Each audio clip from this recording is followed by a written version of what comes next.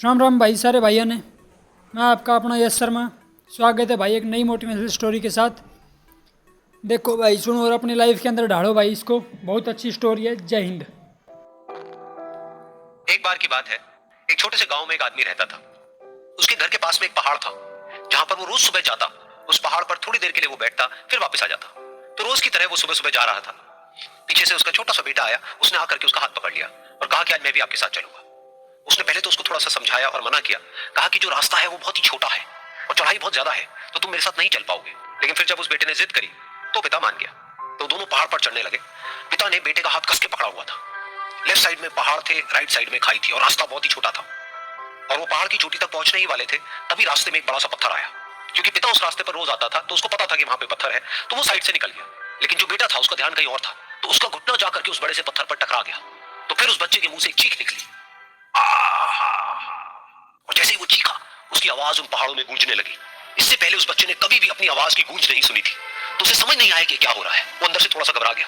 उसे लगा कि शायद कहीं कोई है जो चुप करके उसको देख रहा है और उसका मजाक उड़ा रहा है। फिर उस बच्चे ने बोला, कौन हो तुम, कौन हो तुम, कौन हो तुम। तो जब उस बच्चे ने इस गूंज को सुना, उसे गुस्सा आ गया। उसे लगा कि कौन है ये जो मेरा मजाक उड़ाए चले जा रहा है। फिर उसने गुस्से से कहा, मैं तुम्हें छोड़ूंगा नहीं, छोड़ूंगा नहीं। और फिर जैसे ही उसने इस गूंज को सुना, वो घबरा गया। उसके पिता समझ गए थे कि क्या हो रहा है। उसने अपने पिता का हाथ कस के पकड़ लिया और उनसे पूछा, कौन है ये जो मुझे इतना तंग कर रहा है, कौन है ये जो मुझे इतना डरा रहा है। तो उसके पिता थोड़ा सा मुस्कुराए और उन्होंने खाई की तरफ देखा और जोर से बोला, मैं तुमसे बहुत प्यार करता हूं। ये सुनकर वो बच्चा हैरान हो गया। उसे समझ नहीं आया कि हो क्या रहा है, कि वही इंसान जो उसका मजाक उड़ा रहा है और उसको तंग कर रहा है, वो उसके पिता को बोल रहा है कि मैं तुमसे बहुत प्यार करता हूं। तो उसके पिता ने अपने बेटे को देखा और वो समझ गए कि उसके मन में क्या चल रहा है। और फिर दोबारा उन्होंने बोला, तुम बहुत अच्छे हो, बहुत अच्छे हो। और ये सुनकर उनका बेटा भी थोड़ा सा मुस्कुराया और पूछा अपने पिता से कि ये क्या हो रहा है। और फिर उसके पिता ने अपने बेटे को समझाया, ये जो आवाज तुम सुन रहे हो ना, ये किसी और की नहीं है, ये तुम्हारी ही आवाज है जो कि पहाड़ों में गूंज रही है और तुम्हें अपनी ही आवाज सुनाई दे रही है। जैसा तुम बोलते हो ठीक वैसा ही तुम्हें सुनाई देता है।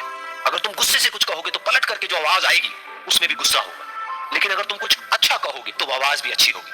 बिल्कुल इसी तरह से हमारी जिंदगी में भी होता है। जैसा तुम अपने मन में इस जिंदगी के बारे में सोचते हो, ये जिंदगी तुम्हारे लिए बिल्कुल वैसी ही हो जाती है। अगर तुम मन ही मन अपने आप को ये बोलते रहोगे कि मेरी जिंदगी तो बहुत ही बुरी है, तो तुम्हारी जिंदगी सच में बुरी हो जाएगी। और अगर तुम अपनी जिंदगी से प्यार करोगे तो तुम्हारी जिंदगी भी तुमसे प्यार करेगी। ये बात उस बच्चे के दिमाग में घर कर गई और फिर वो दोनों उस पहाड़ की चोटी पर गए। लेकिन बच्चे के दिमाग में यही बात घूम रही थी। और फिर वो बच्चा खिलखिला के हंसा और उसने अपने दोनों हाथ खोले और अपनी पूरी ताकत से बोला, मैं तुमसे बहुत प्यार करता हूं।